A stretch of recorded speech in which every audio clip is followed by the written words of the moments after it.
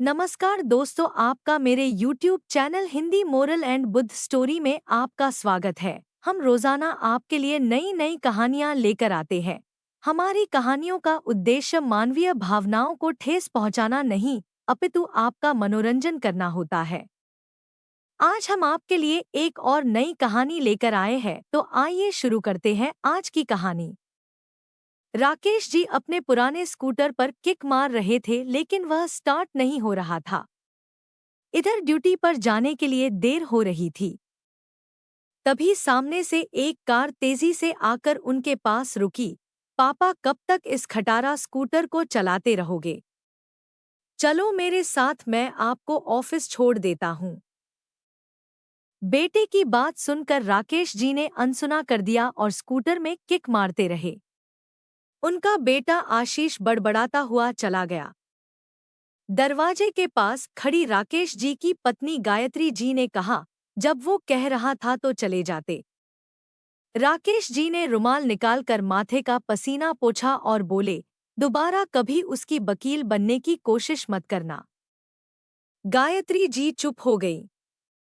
राकेश जी का scooter start हो गया। उन्होंने एक बार गायत्री जी की ओर देखा और ऑफिस के लिए निकल पड़े। अभी 2 साल पहले ही आशीष की शादी की थी। शादी के बाद से ही आशीष और उसकी पत्नी शैलजा का व्यवहार बदल गया। दोनों अलग हो गए। वो तो अच्छा हुआ राकेश जी ने बेटे की बात मानकर जॉब नहीं छोड़ी, वरना आज भूखे मरते। इधर शाम को जब आशीष घर पहुंचा तो शैलजा गुस्से से बोली, हो गई तसल्ली बेइज्जती कराकर। गली में सब देख रहे थे और तुम्हारे पापा जैसे उन्होंने तो सोच ही रखा है तुम्हारी बेइज्जती करने का। आशीष को भी गुस्सा आ रहा था। वो बोला, तुम ठीक कह रही हो, मैं कल ही मकान ढूंढता हूँ।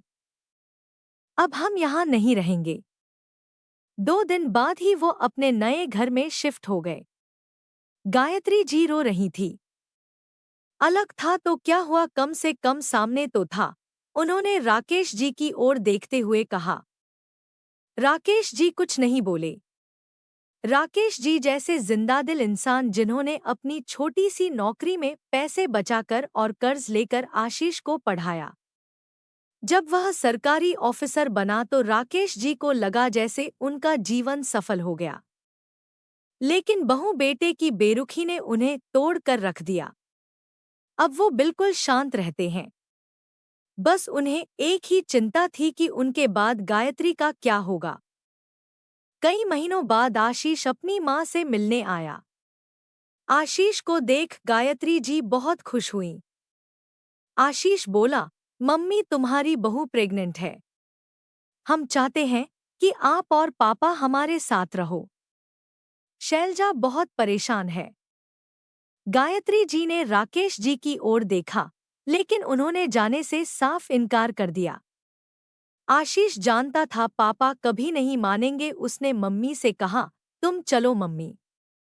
गायत्री जी ने कहा, बेटा तेरे पापा का ध्यान कौन रखेगा?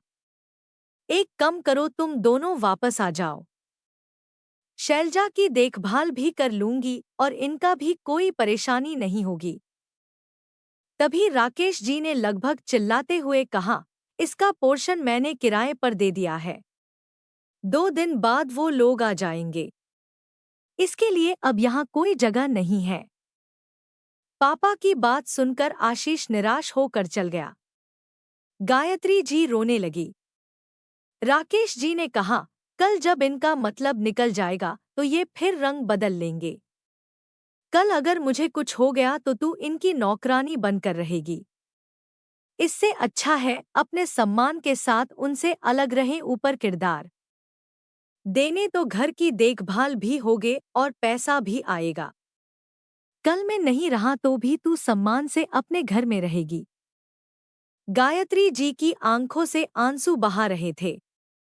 ठीक ही तो कह रहे थे राकेश जी। एक तरफ उनका बेटा जो बस अपने फायदे के लिए उन्हें ले जा रहा था, और एक और उनके पति जो मेरे लिए अपने मरने के बाद भी मुझे कोई तकलीफ न हो इसका इंतजाम कर रहे हैं।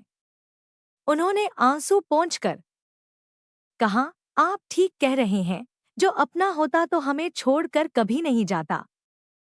आज से नई जिंदगी की शुरुआत करते हैं, जहां बस हम दोनों एक दूसरे का साथ निभाएंगे।